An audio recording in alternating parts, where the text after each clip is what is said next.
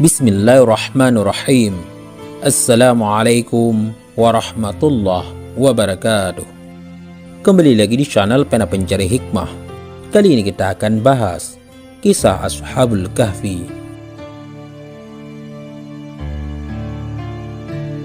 Jangan lupa sukai video ini, komen, dan berlangganan, serta bagikan video ini agar bermanfaat bagi semua.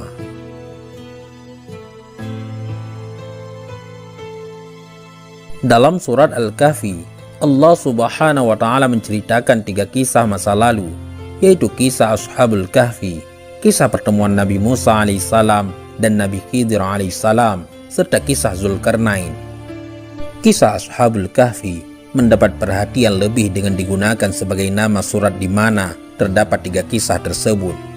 Hal ini tentu bukan kebetulan semata, tapi karena kisah Ashabul Kahfi seperti juga kisah dalam Al-Quran lainnya bukan merupakan kisah semata, tapi juga terdapat banyak pelajaran ibrah di dalamnya. Sahabat Pena Pencari Hikmah, Ashabul Kahfi adalah nama sekelompok orang beriman yang hidup pada masa Raja Dikianus di Romawi beberapa ratus tahun sebelum diutus Nabi Isa alaihissalam. Mereka hidup di tengah masyarakat penyembah berhala dengan seorang raja yang zalim. Ketika sang raja mengetahui ada sekelompok orang yang tidak menyembah berhala, maka sang raja lalu memanggil mereka dan memerintahkan mereka untuk mengikuti kepercayaan sang raja. Tapi Ashabul Kahfi menolak dan lari. Dikejarlah mereka untuk dibunuh. Ketika mereka lari dari kejaran pasukan raja, sampailah mereka di mulut sebuah gua yang kemudian dipakai tempat persembunyian.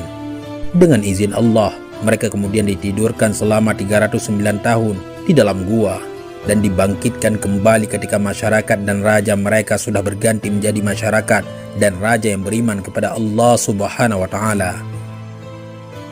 Sahabat Pena Pencari Hikmah, berikut adalah kisah Ashabul Kahfi penghuni gua yang ditafsir secara jelas jalan ceritanya. Penulis kitab Fadailul Khamsah Minas Sihahi Sittah jilid 2 halaman 291 hingga 300 mengetengahkan suatu riwayat yang dikutip dari kitab Qisasul Anbiya. Riwayat tersebut berkaitan dengan tafsir ayat 10 surah Al-Kahfi. Ingatlah, tatkala pemuda-pemuda itu mencari tempat berlindung ke dalam gua, lalu mereka berdoa, "Wahai Tuhan kami, berikanlah rahmat kepada kami dari sisimu, dan sempurnakanlah bagi kami petunjuk yang lurus dalam urusan kami ini." Sahabat Pena Pencari Hikmah, dengan panjang lebar kitab Qisasul Anbiya mulai dari halaman 566 meriwayatkan sebagai berikut. Dikala Sayyidina Umar ibnul Khattab memangku jabatan sebagai Amirul Mukminin, pernah datang kepadanya beberapa orang pendeta Yahudi. Mereka berkata kepada Khalifah, "Hai Khalifah Umar, Anda adalah pemegang kekuasaan sesudah Muhammad dan sahabatnya Abu Bakar. Kami hendak menanyakan beberapa masalah penting kepada Anda. Jika Anda dapat memberi jawaban kepada kami, barulah kami mau mengerti bahwa Islam merupakan agama yang benar dan Muhammad benar-benar seorang nabi. Sebaliknya, jika Anda tidak dapat memberi jawaban, berarti bahwa agama Islam itu batil dan Muhammad bukan seorang nabi. Silahkan bertanya tentang apa saja yang kalian inginkan," sahut Khalifah Umar. "Jelaskan kepada kami tentang induk kunci gembok menggancing langit. Apakah itu?" tanya pendeta-pendeta tersebut memulai pertanyaan-pertanyaannya. "Terangkan kepada kami tentang adanya sebuah kuburan yang berjalan bersama penghuninya. Apakah itu?" "Tunjukkan kepada kami tentang sesuatu makhluk yang dapat memberi peringatan kepada bangsanya, tetapi ia bukan manusia dan bukan jin. Terangkan kepada kami tentang 5 jenis makhluk yang dapat berjalan di permukaan bumi, tetapi makhluk-makhluk tersebut tidak dilahirkan dari kandungan ibu ataupun induknya. Beritahukan kepada kami apa yang dikatakan oleh burung puyuh di saat ia sedang berkicau. Apakah yang dikatakan oleh ayam jantan dikala ia sedang berkokok? Apakah yang dikatakan oleh kuda di saat ia sedang meringki? Apakah yang dikatakan oleh katak di waktu ia sedang bersuara? Apakah yang dikatakan oleh keledai di saat ia sedang meringki? Apakah yang dikatakan oleh burung pipit pada waktu ia sedang berkicau?" Sahabat Pena Pencari Hikmah, Khalifah Umar menunduk kepala untuk berpikir sejenak. Kemudian ia berkata, Bagi Umar, jika ia menjawab tidak tahu atas pertanyaan-pertanyaan yang memang tidak diketahui jawabannya, itu bukan suatu hal yang memalukan. Mendengar jawaban Khalifah Umar seperti itu, pendeta-pendeta Yahudi yang bertanya berdiri melonjak-lonjak kegirangan sambil berkata, "Sekarang kami bersaksi bahwa Muhammad memang bukan seorang nabi dan agama Islam itu adalah batil." Salman Al-Farisi yang saat itu hadir segera bangkit dan berkata kepada pendeta-pendeta Yahudi tersebut, "Kalian tunggu sebentar." Ia cepat-cepat pergi ke rumah Ali bin Abi Thalib. Setelah bertemu, Salman berkata, "Ya Abul Hasan, selamatkanlah agama Islam." Sahabat pena pencari hikmah Sayyidina Ali radhiyallahu an bingung, lalu bertanya, "Mengapa?" Salman kemudian menceritakan apa yang sedang dihadapi oleh Khalifah Umar ibn Khattab. Tidak lama kemudian, Imam Ali segera berangkat menuju ke rumah Khalifah Umar, berjalan lenggang memakai burdah atau selembar kain penutup punggung atau leher peninggalan Rasulullah Shallallahu Alaihi Wasallam. Ketika Umar melihat Ali bin Abi Thalib datang, ia bangun dari tempat duduk lalu buru-buru memeluknya sambil berkata, "Ya Abul Hasan, tiap ada kesulitan besar, engkau selalu kupanggil." Setelah berhadap-hadapan dengan para pendeta yang sedang menunggu-nunggu jawaban itu, Ali bin Abi Thalib berkata, "Silahkan kalian bertanya tentang apa saja yang kalian inginkan. Rasulullah Shallallahu Alaihi Wasallam sudah mengajariku 1000 macam ilmu, dan tiap jenis dari ilmu-ilmu tersebut mempunyai 1000 macam cabang ilmu." Pendeta-pendeta Yahudi itu lalu mengulangi pertanyaan-pertanyaan mereka. Sebelum menjawab, Ali bin Abi Thalib berkata, "Aku ingin mengajukan suatu syarat kepada kalian, yaitu jika ternyata aku nanti sudah menjawab pertanyaan-pertanyaan kalian sesuai dengan yang ada di dalam Taurat, kalian supaya bersedia memeluk agama kami dan beriman." "Ya, baik," jawab mereka. "Sekarang tanyakanlah satu demi satu," kata Ali bin Abi Thalib. Mereka mulai bertanya, "Apakah induk kunci atau gembok yang menggancing pintu-pintu langit?" Sayyidina Ali menjawab, "Induk kunci itu ialah syirik kepada Allah. Sebab semua hamba Allah baik pria maupun wanita, jika ia bersyirik kepada Allah, amalnya tidak akan dapat naik sampai ke hadirat Allah." Sahabat pena pencari hikmah, para pendeta tersebut bertanya lagi, "Anak kunci apakah yang dapat membuka pintu-pintu langit?" Ali bin Abi Thalib menjawab, "Anak kunci itu ialah kesaksian atau syahadat bahwa tiada Tuhan selain Allah dan Muhammad adalah Rasulullah." Para pendeta Yahudi itu saling pandang di antara mereka sambil berkata, "Orang ini benar juga." Mereka bertanya lebih lanjut, "Terangkanlah kepada kami tentang adanya sebuah kuburan yang dapat berjalan bersama penghuninya." "Kuburan tersebut ialah ikan hiu yang menelan Nabi Yunus, putra Matta," jawab Sayyidina Ali bin Abi Thalib. Nabi Yunus alaihissalam dibawa keliling ke 7 samudra. Pendeta-pendeta itu meneruskan pertanyaannya lagi, "Jelaskan kepada kami tentang makhluk yang dapat memberi peringatan kepada bangsanya, tetapi makhluk tersebut bukan manusia dan bukanlah jin." Ali bin Abi Thalib menjawab, "Makhluk itu ialah semut Nabi Sulaiman putra Nabi Daud alaihissalam." Semut tersebut berkata kepada kaumnya, "Hai para semut, masuklah ke dalam tempat kediaman kalian, agar tidak diinjak-injak oleh Sulaiman dan pasukannya dalam keadaan mereka tidak sadar." Para pendeta Yahudi itu meneruskan pertanyaannya, "Beritahukan kepada kami tentang 5 jenis makhluk yang berjalan di atas permukaan bumi, tetapi tidak satupun di antara makhluk-makhluk itu yang dilahirkan dari kandungan ibunya atau induknya." Sayyidina Ali bin Abi Thalib menjawab, 5 makhluk itu ialah: pertama Nabi Adam, kedua Hawa, ketiga unta Nabi Saleh, keempat domba Nabi Ibrahim, kelima tongkat Nabi Musa yang menjelma menjadi seekor ular. Sahabat pena pencari hikmah, 2 di antara 3 orang pendeta Yahudi itu setelah mendengar jawaban-jawaban serta penjelasan yang diberikan oleh Sayyidina Ali radhiyallahu an, lalu mengatakan, Kami bersaksi bahwa tiada Tuhan selain Allah dan Muhammad adalah Rasulullah. Tetapi seorang pendeta lainnya bangun berdiri sambil berkata kepada Ali bin Abi Thalib, "Hai Ali, hati teman-temanku sudah dihinggapi oleh sesuatu yang sama seperti iman dan keyakinan mengenai benarnya agama Islam. Sekarang masih ada satu hal lagi yang ingin kutanyakan kepada Anda."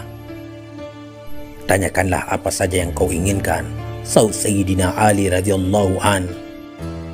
"Coba terangkan kepadaku tentang sejumlah orang yang ada pada zaman dahulu sudah mati selama 309 tahun, kemudian dihidupkan kembali oleh Allah.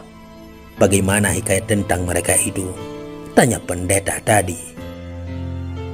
Sayyidina Ali bin Abi Thalib menjawab, "Hai pendeta Yahudi, mereka itu ialah penghuni gua. Hikayat tentang mereka itu sudah dikisahkan oleh Allah Subhanahu wa Ta'ala kepada Rasulnya. Jika engkau mau, akan kubacakan kisah mereka itu." Pendeta Yahudi itu menyaut, "Aku sudah banyak mendengar tentang Quran kalian itu. Jika engkau memang benar tahu, coba sebutkan nama-nama mereka, nama ayah-ayah mereka, nama kota mereka, nama raja mereka, nama anjing mereka, nama gunung serta gua mereka, dan semua kisah mereka dari awal sampai akhir." Sayyidina Ali bin Abi Thalib kemudian membetulkan duduknya, menekuk lutut ke depan perut, lalu ditompangnya dengan burdah yang diikatkan ke pinggang. Lalu ia berkata, "Hai saudara Yahudi, Muhammad Rasulullah Sallallahu Alaihi Wasallam kekasihku telah menceritakan kepadaku bahwa kisah itu terjadi di negeri Romawi, di sebuah kota bernama Apesus, atau disebut juga dengan nama Tarsus. Tetapi nama kota itu pada zaman dahulu ialah Apesus. Baru setelah Islam datang, kota itu berubah nama menjadi Tarsus. Sekarang terletak di dalam wilayah Turki. Penduduk negeri itu dahulunya mempunyai seorang raja yang baik. Setelah raja itu meninggal dunia, berita kematiannya didengar oleh seorang raja Persia bernama Dicyanus. Ia seorang raja kafir yang amat congkak dan zalim. Ia datang menyerbu negeri itu dengan kekuatan pasukannya dan akhirnya berhasil menguasai kota Apesus. Olehnya, kota itu dijadikan ibu kota kerajaan, lalu dibangunlah sebuah istana. Sahabat pena pencari hikmah, baru sampai di situ, pendeta Yahudi yang bertanya itu berdiri, terus bertanya lagi, "Jika engkau benar-benar tahu, coba terangkan kepadaku bentuk istana itu. Bagaimana serambi dan ruang-ruangannya?" Sayyidina Ali bin Abi Thalib menerangkan, "Hai saudara Yahudi, raja itu membangun istana yang sangat megah, terbuat dari batu marmar, panjangnya 1 farsakh, lebarnya pun 1 farsakh.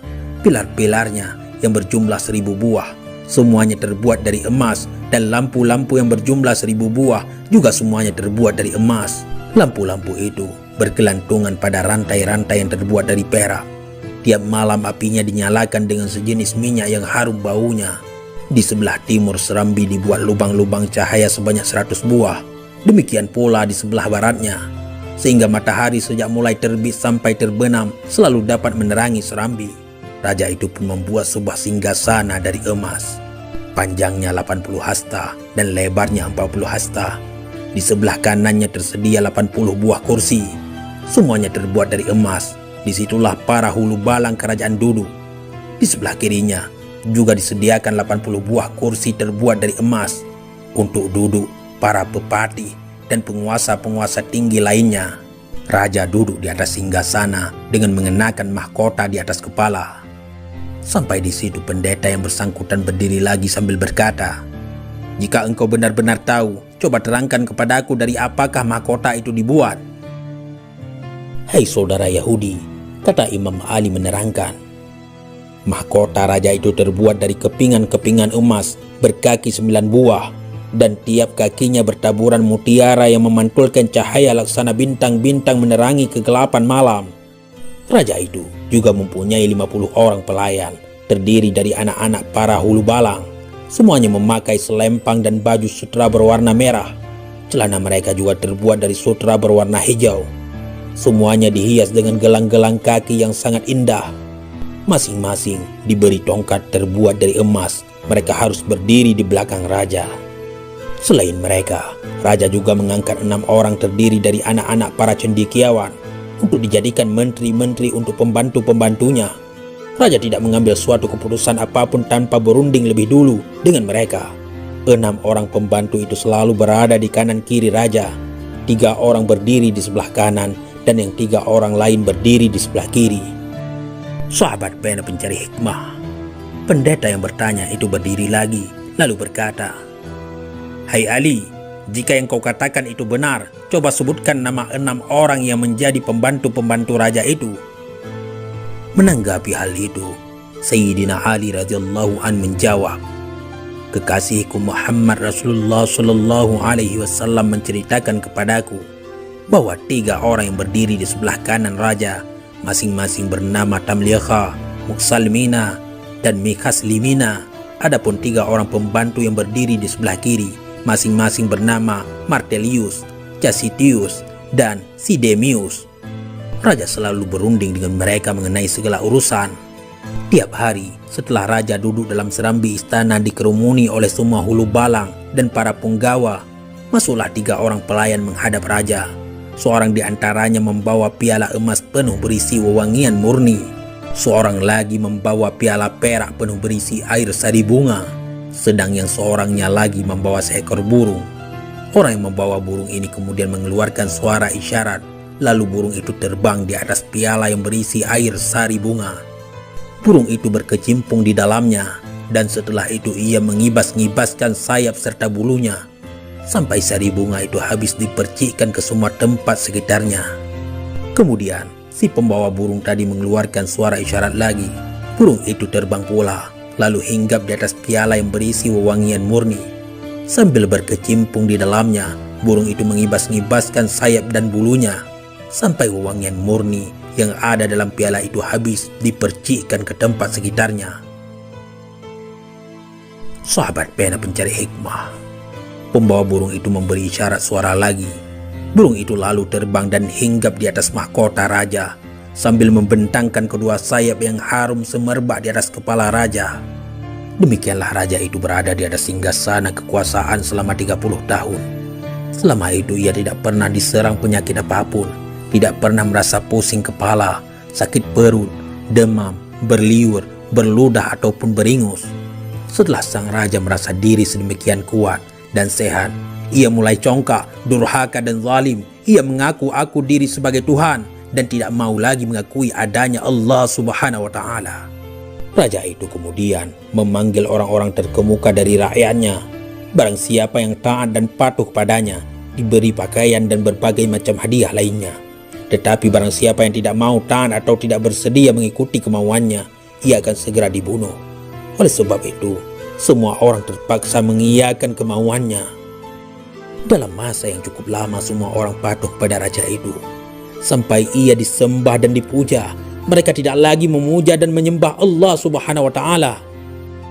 Pada suatu hari perayaan ulang tahunnya, raja sedang duduk di atas singgasana mengenakan mahkota di atas kepala.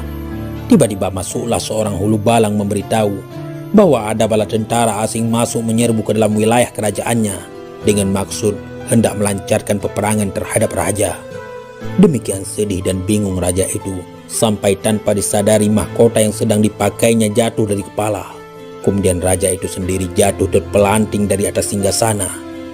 Salah seorang pembantu yang berdiri di sebelah kanan, seorang yang cerdas yang bernama Tamliha, memperhatikan keadaan sang raja dengan sepenuh pikiran. Ia berpikir, lalu berkata di dalam hati, kalau Degyanus itu benar-benar Tuhan sebagaimana menurut pengakuannya, tentu ia tidak akan sedih, tidak tidur, tidak buang air kecil, ataupun air besar. Itu semua bukanlah sifat-sifat Tuhan. Sahabat pena pencari hikmah. 6 orang pembantu raja itu setiap hari selalu mengadakan pertemuan di tempat salah seorang dari mereka secara bergiliran. Pada suatu hari, tibalah giliran Tamliha menerima kunjungan 5 orang temannya. Mereka berkumpul di rumah Tamliha untuk makan dan minum, tetapi Tamliha sendiri tidak ikut makan dan minum. Teman-temannya bertanya, "Hai Tamliha, mengapa engkau tidak mau makan dan tidak mau minum?" "Teman-teman," sahut Tamliha, "hatiku sedang dirisaukan oleh sesuatu yang membuatku tidak ingin makan dan tidak ingin minum, juga tidak ingin tidur. Teman-temannya bertanya, apakah yang merisaukan hatimu, hai Tamliha? Sudah lama aku memikirkan soal langit, ujar Tamliha menjelaskan. Aku lalu bertanya pada diriku sendiri, siapakah yang mengangkatnya ke atas sebagai atap yang senantiasa aman dan terpelihara, tanpa gantungan dari atas dan tanpa tiang yang menompangnya dari bawah? Siapakah yang menjalankan matahari dan bulan di langit ini? Siapakah yang menghias langit itu dengan bintang-bintang bertaburan? Kemudian kupikirkan juga bumi ini, siapakah yang membentang dan menghamparkannya di cakrawala? Siapakah yang menahannya dengan gunung-gunung raksasa agar tidak goyah, tidak goncang, dan tidak miring? Aku juga lama sekali memikirkan diriku sendiri. Siapakah yang mengeluarkan aku sebagai bayi dari perut ibuku? Siapakah yang memelihara hidupku dan memberi makan kepadaku? Semuanya itu pasti ada yang membuat, dan sudah tentu bukan Dikyanus. Teman-teman Tamliha lalu bertekuk lutut di hadapannya. Dua kaki Tamliha diciumi sambil berkata, hai Tamliha, dalam hati kami sekarang terasa sesuatu seperti yang ada di dalam hatimu. Oleh karena itu, baiklah, engkau tunjukkan jalan keluar bagi kita semua. Saudara-saudara, jawab Tamliha, baik aku maupun kalian tidak menemukan akal selain harus lari meninggalkan raja yang zalim itu, pergi kepada raja pencipta langit dan bumi. Kami setuju dengan pendapatmu, sahut teman-temannya. Tamliha lalu berdiri, terus beranjak pergi untuk menjual buah kurma, dan akhirnya berhasil mendapat uang sebanyak 3 dirham. Uang itu kemudian diselipkan dalam kantong baju, lalu berangkat berkendaraan kuda bersama-sama dengan 5 orang temannya. Setelah berjalan 3 mil jauhnya dari kota, Tamliha berkata kepada teman-temannya, saudara-saudara, kita sekarang sudah terlepas dari raja dunia dan dari kekuasaannya. Sekarang turunlah kalian dari kuda dan marilah kita berjalan kaki. Mudah-mudahan Allah akan memudahkan urusan kita serta memberikan jalan keluar. Sahabat pena pencari hikmah, mereka turun dari kudanya masing-masing, lalu berjalan kaki sejauh 7 farsakh, sampai kaki mereka bengkak berdarah karena tidak biasa berjalan kaki sejauh itu. Tiba-tiba datanglah seorang pengembala menyambut mereka. Kepada pengembala itu mereka bertanya, hai pengembala, apakah engkau mempunyai air minum atau susu? Aku mempunyai semua yang kalian inginkan, sahut pengembala itu. Tetapi kulihat wajah kalian semuanya seperti kaum bangsawan. Aku menduga kalian itu pasti melarikan diri. Coba beritahukan kepadaku bagaimana cerita perjalanan kalian itu. Kami sudah memeluk suatu agama. Kami tidak boleh berdusta, jawab mereka. Apakah kami akan selamat jika kami mengatakan yang sebenarnya? Ya, jawab pengembala tersebut. Tamliha dan teman-temannya lalu menceritakan semua yang terjadi pada diri mereka. Mendengar cerita mereka, pengembala itu segera bertekuk lutut di depan mereka, dan sambil menciumi kaki mereka ia berkata, dalam hatiku sekarang terasa sesuatu seperti yang ada di dalam hati kalian. Kalian berhenti sajalah dahulu di sini. Aku hendak mengembalikan kambing-kambing itu kepada pemiliknya. Nanti aku akan segera kembali lagi kepada kalian. Tamliha bersama teman-temannya berhenti. Pengembala itu segera pergi untuk mengembalikan kambing-kambing gembalaannya. Tak lama kemudian, ia datang lagi berjalan kaki, diikuti oleh seekor anjing miliknya. Sahabat pena pencari hikmah, waktu cerita Sayyidina Ali karamallahu wajhah sampai di situ, pendeta Yahudi yang bertanya melonjak berdiri lagi sambil berkata, hai Ali, jika engkau benar-benar tahu, coba sebutkan apakah warna anjing itu dan siapakah namanya. Hai saudara Yahudi, kata Sayyidina Ali bin Abi Thalib memberitahukan, kekasihku Muhammad Rasulullah Sallallahu Alaihi Wasallam menceritakan kepadaku bahwa anjing itu berwarna kehitam-hitaman dan bernama Kitmir. Ketika 6 orang pelarian itu melihat seekor anjing, masing-masing saling berkata kepada temannya, kita khawatir kalau anjing itu nantinya akan membongkar rahasia kita. Mereka minta kepada pengembala supaya anjing itu dihalau saja dengan batu. Sahabat pena pencari hikmah, Anjing itu melihat kepada Tamliha dan teman-temannya lalu duduk di atas dua kaki belakang menggeliat dan mengucapkan kata-kata dengan lancar dan jelas sekali. Hai orang-orang, mengapa kalian hendak mengusirku? Padahal aku ini bersaksi tiada Tuhan selain Allah. Tidak ada sekutu apapun baginya. Biarlah aku menjaga kalian dari musuh, dan dengan berbuat demikian, aku mendekatkan diri kepada Allah Subhanahu wa Ta'ala. Anjing itu akhirnya dibiarkan saja. Mereka lalu pergi. Pengembala tadi mengajak mereka naik ke sebuah bukit, lalu bersama mereka mendekati sebuah gua. Sahabat pena pencari hikmah, pendeta Yahudi yang menanyakan kisah itu bangun lagi dari tempat duduknya sambil berkata, apakah nama gunung itu dan apakah nama gua itu? Sayyidina Ali menjelaskan, gunung itu bernama Naglus dan nama gua itu ialah Wasid, atau biasa disebut juga dengan nama Khiram.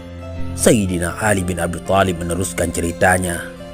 Secara tiba-tiba di depan gua itu tumbuh pepohonan berbuah dan memancurkan mata air deras sekali.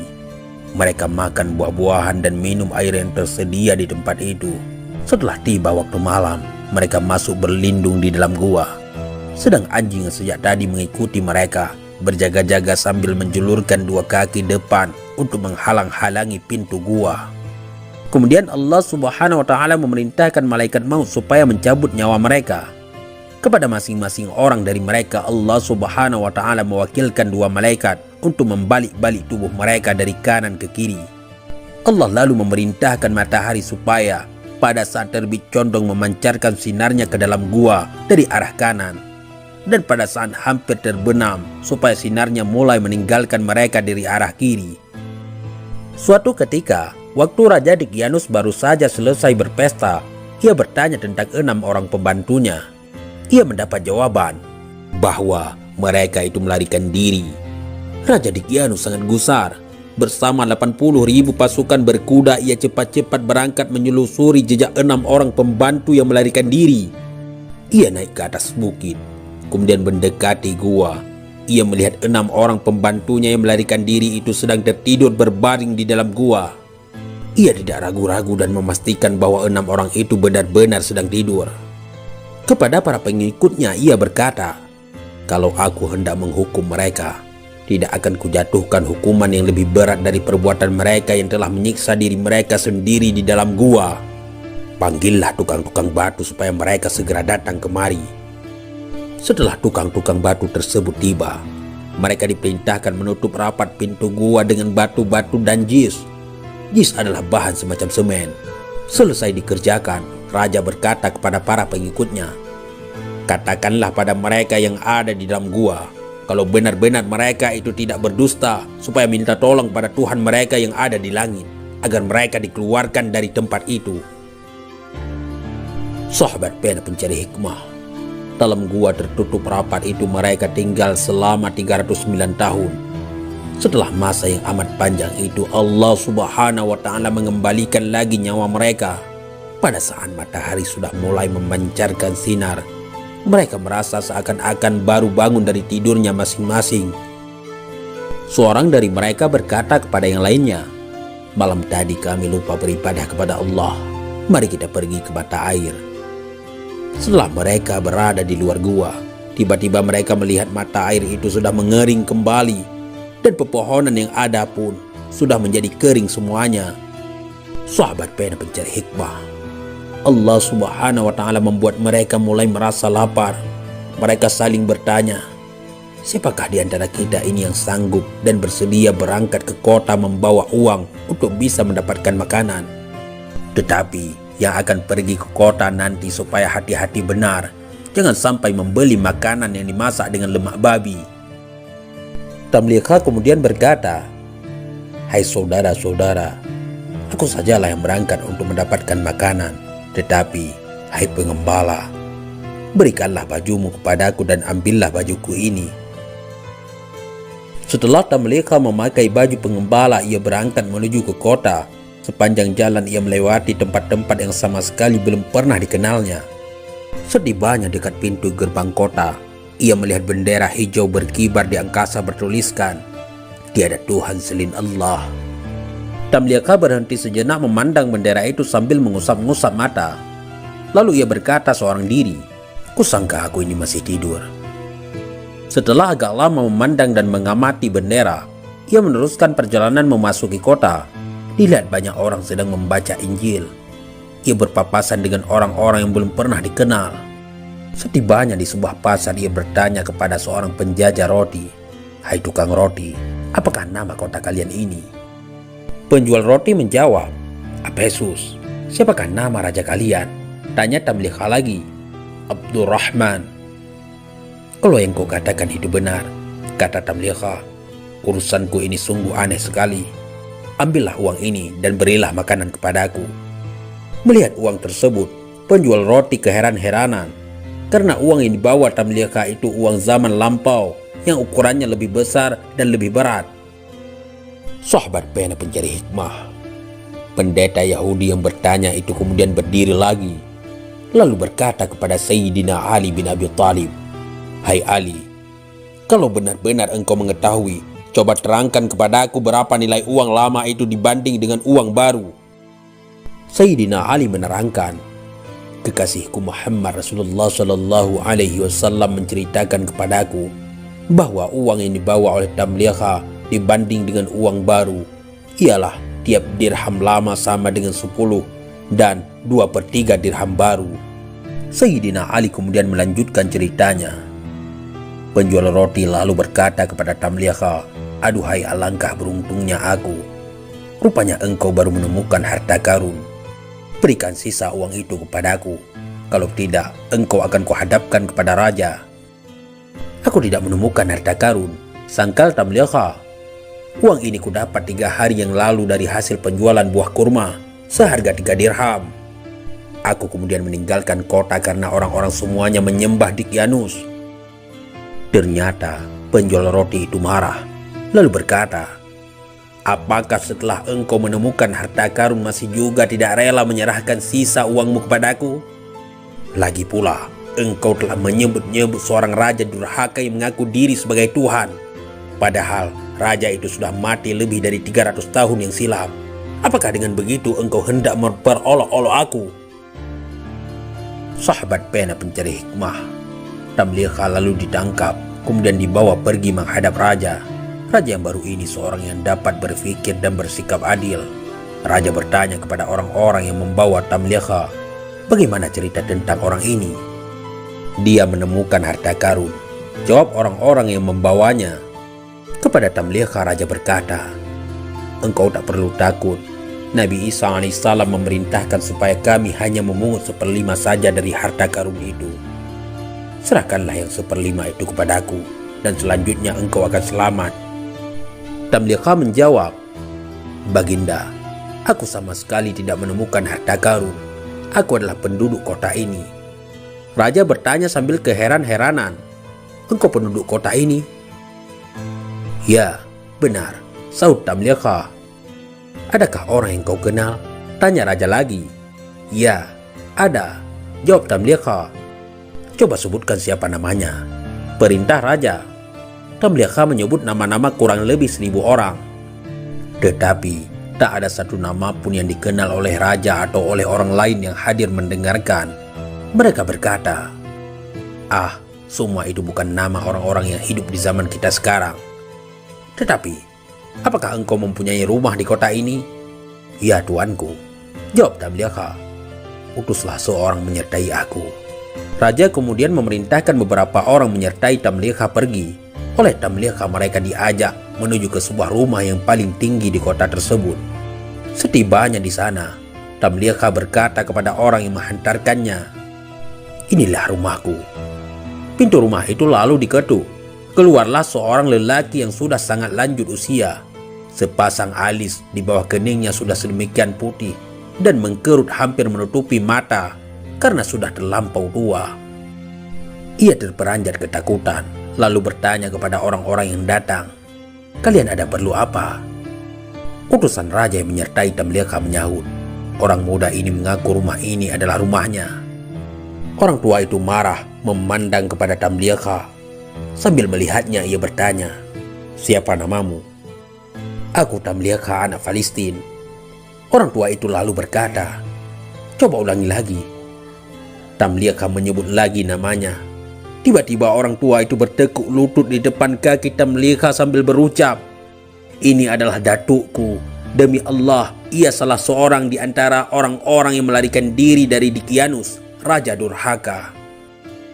Kemudian diteruskannya dengan suara haru, "Ia lari berlindung kepada Yang Maha Perkasa, Pencipta langit dan bumi. Nabi kita Isa alaihissalam dahulu telah memberitahukan kisah mereka kepada kita dan mengatakan bahwa mereka itu akan hidup kembali." Peristiwa yang terjadi di rumah orang tua itu kemudian dilaporkan kepada raja. Dengan menunggang kuda, raja segera datang menuju ke tempat Tamliha yang sedang berada di rumah orang tua tadi. Setelah melihat Tamliha, raja segera turun dari kuda. Oleh raja, Tamliha diangkat ke atas pundak, sedangkan orang banyak beramai-ramai menciumi tangan dan kaki Tamliha sambil bertanya-tanya, "Hai Tamliha, bagaimana keadaan teman-temanmu?" Kepada mereka Tamliha memberitahu bahwa semua temannya masih berada di dalam gua. Pada masa itu kota Apesus diurus oleh dua orang bangsawan istana, seorang beragama Islam dan seorang lainnya lagi beragama Nasrani. Dua orang bangsawan tersebut bersama pengikutnya masing-masing pergi membawa Tamliha menuju ke gua. Demikian Sayyidina Ali melanjutkan ceritanya. Teman-teman Tamliha semuanya masih berada di dalam gua itu. Setibanya dekat gua, Tamliha berkata kepada dua orang bangsawan dan para pengikut mereka, "Aku khawatir kalau sampai teman-temanku mendengar suara tapak kuda atau gemerincingnya senjata. Mereka pasti menduga Dicyanus datang dan mereka bakal mati semua. Oleh karena itu, kalian berhenti saja di sini. Biarlah aku sendiri yang akan menemui dan memberitahukan mereka." Sahabat pena pencari hikmah semua berhenti menunggu dan Tamliha masuk seorang diri ke dalam gua. Melihat Tamliha datang, teman-temannya berdiri kegirangan dan Tamliha dipeluknya kuat-kuat. Kepada Tamliha mereka berkata, "Puji dan syukur bagi Allah yang telah menyelamatkan dirimu dari Dicyanus." Tamliha menukas, "Ada urusan apa dengan Dicyanus? Tahukah kalian sudah berapa lamakah kalian tinggal di sini?" "Kami tinggal sehari atau beberapa hari saja," jawab mereka. "Tidak," sangkal Tamliha. "Kalian sudah tinggal di sini selama 309 tahun. Dicyanus sudah lama meninggal dunia. Generasi demi generasi sudah lewat silih berganti dan penduduk kota itu sudah beriman kepada Allah yang Maha Agung. Mereka sekarang datang untuk bertemu dengan kalian." Teman-teman Tamliha menyaut, "Hai Tamliha, apakah engkau hendak menjadikan kami ini orang-orang yang menggemparkan seluruh jagat? Lantas apa yang kalian inginkan?" Tamliha balik bertanya, "Angkatlah tanganmu ke atas dan kami pun akan berbuat seperti itu juga," jawab mereka.